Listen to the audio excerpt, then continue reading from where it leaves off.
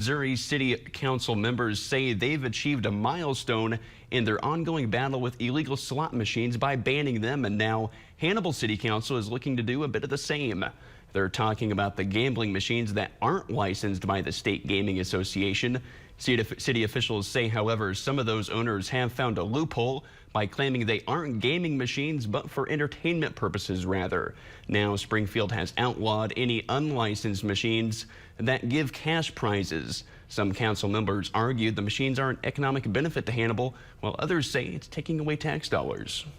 I think that the money staying in town is probably not accurate. The companies that are running this, while they're sharing some of their profit with the local owners, a large portion of these profits are absolutely going out of state. Like James said, there's no setting of the odds on them. There's no regulation or oversight, so that's the problem. Mayor Pro Tem Mike Dobson says they plan to observe how this new law works out in Springfield, and if it is a success, then they'll move forward.